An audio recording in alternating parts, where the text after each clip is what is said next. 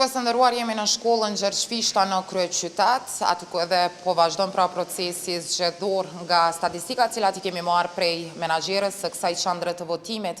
pra dallimin në mes raundit të dytë dhe raundit të parë zgjedhjeve të lokale, pra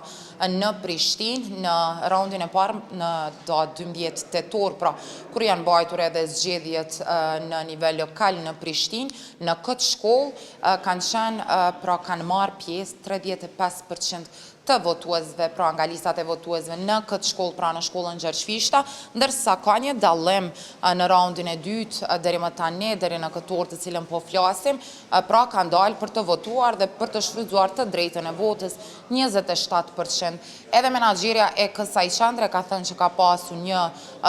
ulje të numrit të votuesve të cilët e kanë shfrytzuar të drejtën e votës, ndërsa ajo tha dhe shtoi se ky numër pritet që të rritet edhe gjatë orëve të ardhshme, pra deri kur përfundon edhe procesi zgjedhor në orën 19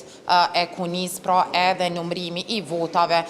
për të parin e kryeqytetit. Ashtu siç po shohim, pra ka fluks të qytetarëve të cilët po e shfrytëzojnë të drejtën e tyre të votës. Në anën tjetër kemi edhe vendvotime të cilat janë që nga ora 7 e mëngjesit janë të hapura dhe po vazhdojnë këtë proces zgjedhor ta bëjnë edhe tani pra në orët e pasditës, se ku këto vendvotime do të mbyllen në orën 19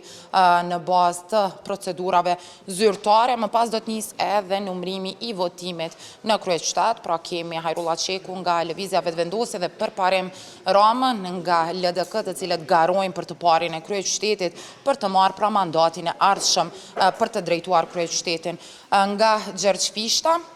ne do të vazhdojmë edhe në qendra të tjera